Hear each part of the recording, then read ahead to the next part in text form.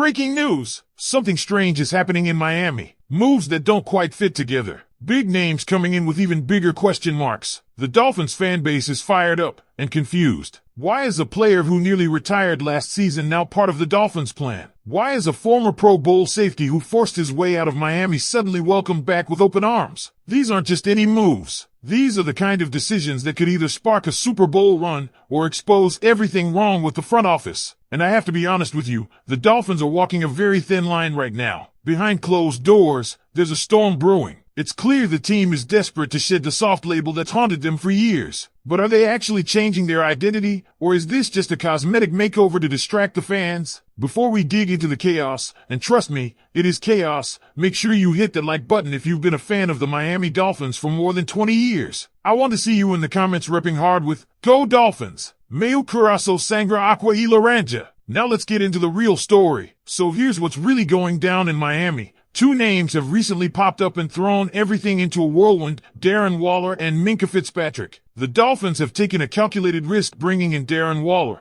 a former elite receiving tight end whose recent history is riddled with injuries and questions about his commitment to the game. This isn't just another addition, this is a bold gamble. Waller reportedly considered retirement after the 2023 season, and there's a legitimate reason for that. He was hospitalized for 3 weeks last year, didn't play a single down, and the guy has a documented history of addiction issues, which he has heroically overcome. But let's not kid ourselves, he's far from a sure thing. The Dolphins are rolling the dice here. Waller is likely being brought in on a deal with little to no guarantees, which speaks volumes. This could be a low-risk, high-reward move, or it could be another empty swing by a front office that's been swinging and missing more often than not. And no, he is not replacing Jonnu Smith. The roles are different. Waller is more of a seam buster, a vertical threat with wide receiver background, whereas Jonnu thrived in the screen game and served as a run game replacement when that unit collapsed. But don't think this move answers all the questions. Waller's durability is a major red flag. He hasn't strung together consistent healthy seasons in years,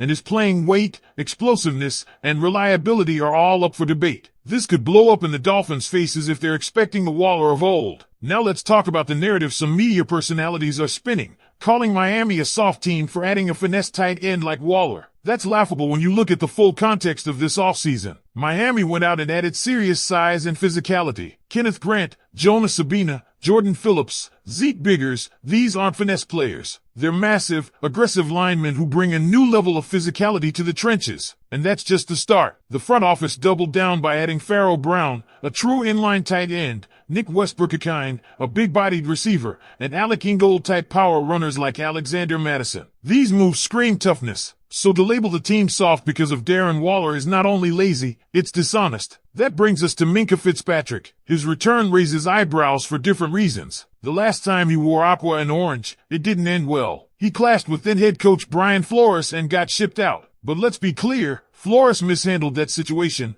just like he did with Tua. Flores was too stubborn, tried to strong-arm his way through every interaction, and lost the locker room because of it. Now, under the guidance of Anthony Weaver, a coach praised by players like Jalen Ramsey, there's hope Minka will thrive. Fitzpatrick still has gas left in the tank, but let's not pretend he's the same dynamic playmaker he once was. In 2024 with the Steelers, he was playing more high-post safety than he had in years, with drastically reduced slot snaps and more work in the box. That shift in role tells us a lot. He's getting older, the twitchiness isn't what it used to be, and when you're operating on a big field with split-second reads, that drop-off becomes glaring. But Minka's football IQ remains elite, and that could be the key. If deployed correctly, especially in 3 safety looks with players like Elijah Campbell or Ashton Davis handling the high post duties, Minka could focus more on the slot and intermediate zones, where his instincts and anticipation can still be lethal. But again, it all depends on how Anthony Weaver uses him. One major concern is how this defense will handle motion-heavy offenses. Miami's been burned in the past by miscommunications and being out of position. Bringing in Minka only works if the scheme adapts to maximize his current skill set,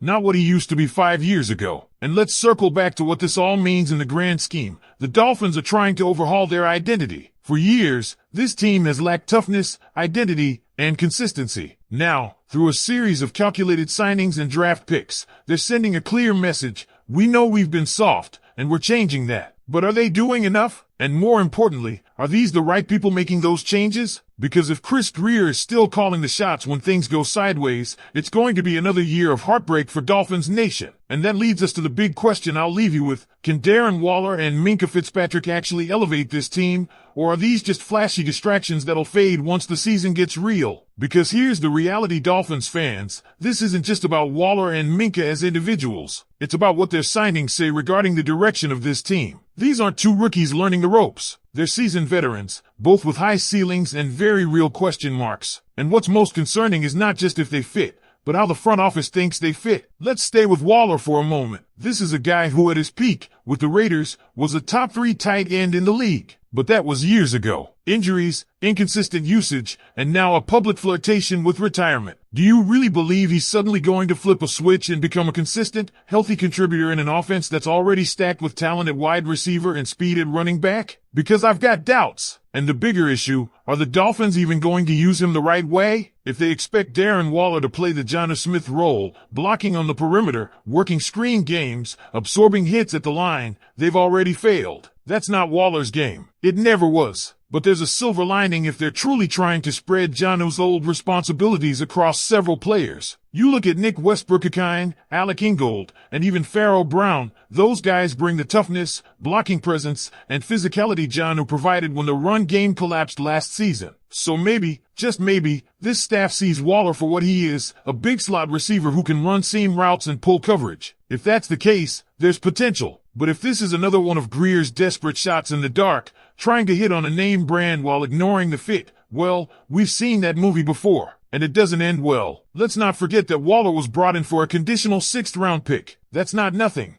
And if he doesn't pan out, the Dolphins are once again losing value for flash without substance. Now shift to Minka. This reunion has fans divided. Some are thrilled at the talent. Others are skeptical given the ugly split years ago. And both sides are right to feel the way they do. Because let's be honest, Minka didn't want to be here. He didn't trust the coaching. He didn't like the scheme. And he forced his way out. That leaves a scar. But that scar came from a culture that no longer exists. At least we hope not. Brian Flores ran things with a toxic grip, and his failure to communicate and adapt pushed good players away. Tua almost never recovered. Minka certainly didn't forget. But Anthony Weaver isn't Flores. This coaching staff has been praised for its adaptability and player relationships. If there's a system and a culture where Minka can be reintegrated without resentment or resistance, this might be it. Still, expectations need to be real. He's not coming in to be a 100-tackle, 6-interception Pro Bowler. He's likely a rotational piece in a versatile safety trio. Aston Davis plays deep. Javon Holland is the enforcer. Minka needs to be a chess piece, disrupting passing lanes, blitzing occasionally,